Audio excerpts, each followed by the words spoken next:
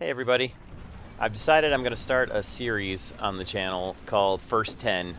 So the idea behind it being every time I get a new primary battle vehicle, so tanks, self-propelled guns, lights, heavies, mediums, maybe armored cars, but probably not AAA. So anything that's going to be a primary battle vehicle that I will use as a first choice spawn. I'll do a video with my first 10 battles in it, and it'll pretty much be the start until I get killed.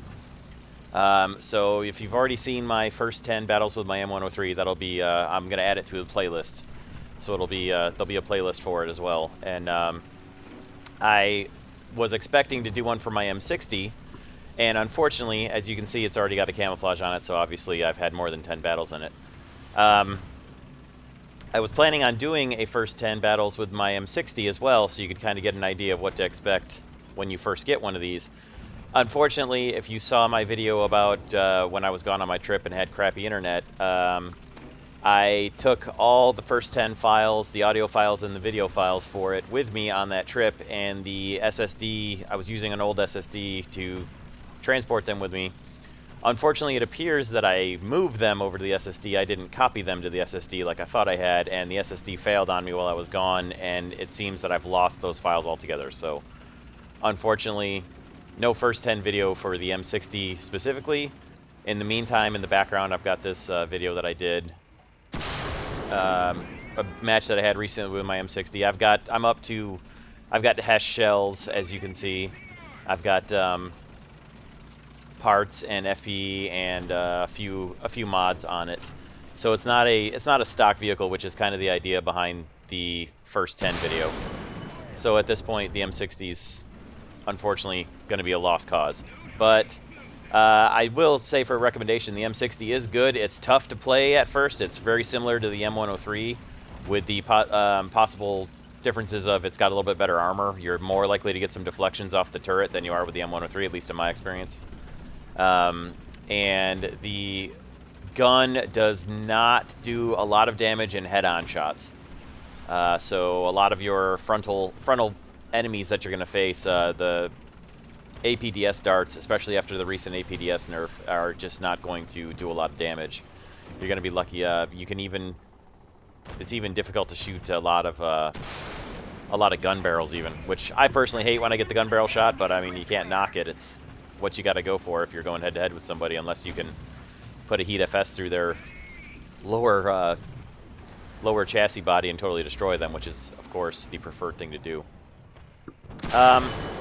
So let the video run in the background. You'll see I basically had a completely unmolested path all the way into their capture on this one. This was I forget what the actual map is called. I call it White Castle because that's funny to me. So you'll see I basically just had a straight, clear drive-in path. I didn't even encounter any enemies until I eventually was in their capture point. Totally untouched except for some AI. So one thing I have noticed about the M60, it's kind of, I don't know, annoying, I guess, is it doesn't seem to accelerate very well. Maybe it's just the engine sounds that go along with it. Maybe it accelerates fine, but the engine sounds don't seem to ramp up or rev up in conjunction with the acceleration. But it seems on... I did recently unlock the T10M, and I do have first 10 video getting ready for that. I've got it all recorded, and I do still have the videos and the audio for that, so don't worry, I won't lose those. But that tank seems, when it accelerates, you can hear the engine rev up too. It seems also to me that the M26, the M46, the M47, the M103, and the M60 all use the same engine sounds, if not the same engine. I know they don't all have the same engine in them, but they all use the same kind of engine sounds and similar engine performance, it seems, with the exception just being the top speeds they can reach. And you'll see that as you drive yours. You may, if you haven't noticed yet, you may notice now that I've mentioned it. But overall, I'm not quite to heat FS rounds with my M60. I'm really looking forward to putting a video up with some heat FS action on my M60. That should be a big improvement on the tank.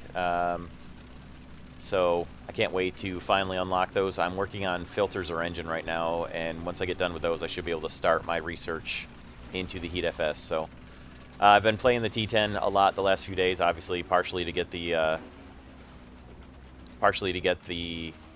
first 10 video done with it, but also to get as many upgrades as I could possibly on it.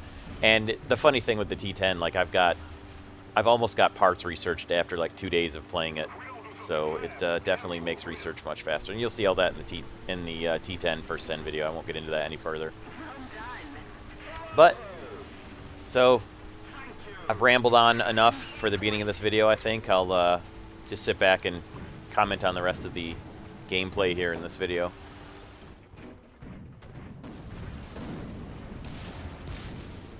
So I thought I was actually taking some tank gunfire there, and then I realized after the first couple of hits that it was a MiG-15 or a MiG-17. It ends up being a MiG-15, I believe, just strafing me. And that's just the 37 mil shells hitting around the dirt. They don't seem to do as much damage as Yak-9T armor-piercing 37 mil cannon shells. So usually I don't take much damage when I get strafed by a MiG-15.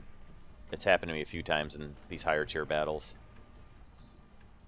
And here I'm just waiting for the enemy to get close enough to find me, basically, which of course happened here.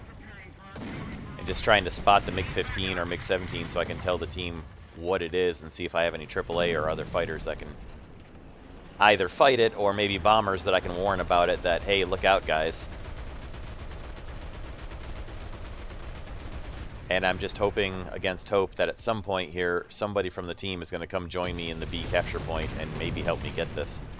And you can see how slow the capture is when you're in the capture by yourself, especially on a battle. The caps are a little faster on either Conquest or Domination, but in battle, by design, it takes longer. And I think that's fine. I think that's the way it should be. I also think it should cap faster. It should cap faster as you get more people in the cap point as well. I mean, there should be a bonus to that.